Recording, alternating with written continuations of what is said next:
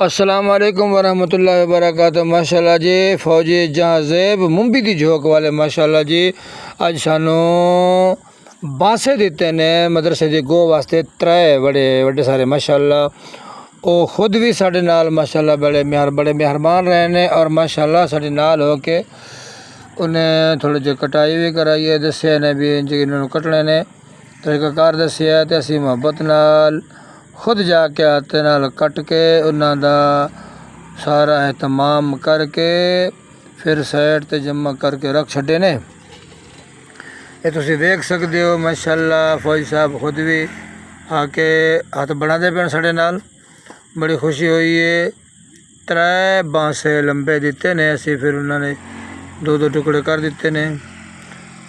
तो ए जी तुहाडे सामने ए बांसा कट्टिया होया सी, उन्होंने छिक्किया ने थले आ गया। दो होर दी कटाई मैं की है। बहरहाल अल्लाह पाक इन्होंने मालामाल फरमावे, अल्लाह पाक इन्हों के रिज़्क़ हिलाल बरकत अता फरमाए। तुहाडे सामने बांसे का वड्डा लड़ा कट के थले आ गया है। असी यादगार लम्हात वीडियो तुहाडे सामने बनाते पे हैं माशाल्लाह जी, बड़ी खुशी हुई है। फौजी जहाज़ेब साहब मुंबई दी झोक वाले ने ए जी त्रै बांसे दिते ने मदरसे दे गो वास्ते, ताकि जेड़ा ना मदरसे का काम होंदा रहे तो गो वास्ते किराए तो ना लैना पवन, ताकि ये इस्तेमाल करके थोड़े जे काम चलता रहे। बड़ी खुशी हुई। अल्लाह पाक इन्हों जज़ाए खैर देवे जी।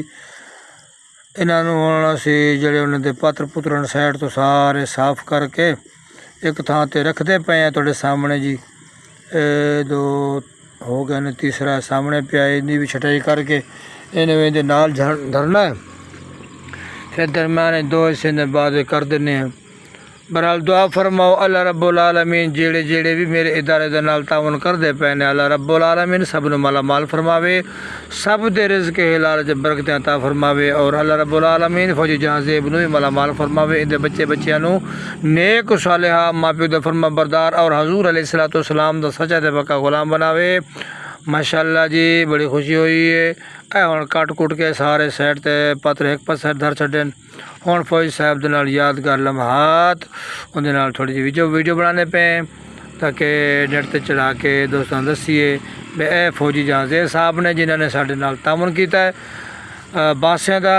मुंबई दी झोक 1.5 साल अलहमदुलिल्लाह पिंड पढ़ाते रहे ने, बड़े तावन किया। यह साडा मदरसे का सामना जी अर्जी कमरा ते नाल परां पक्के कमरे दो बने खड़े ने, छत वाले तमाम करना। यह रक्षा जी मुंबई की झोक तो लड़के समान ले आया है। यह हम असी इतों उतार के थले धरने पे हैं, थले कट्ठे करके फिर जड़ा ना असी इन्हों का एहतमाम करांगे साइड ते। जो सुक जाएंगे तो फिर इन्हों जड़ा ना असी गो वास्ते या छपरे वास्ते इस्तेमाल करांगे, जिथे जिथे जड़े होंगे वो असी इस्तेमाल करांगे।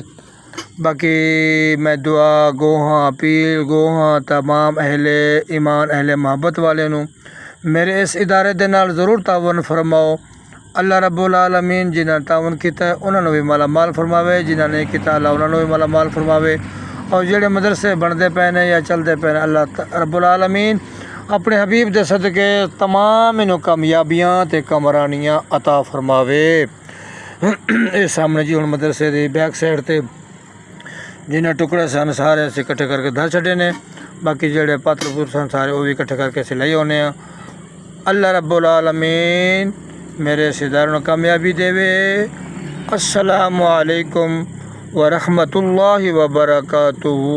पाकिस्तान जिंदाबाद। पार्ट नंबर 61 वेख चुके हो, अगे इंतज़ार।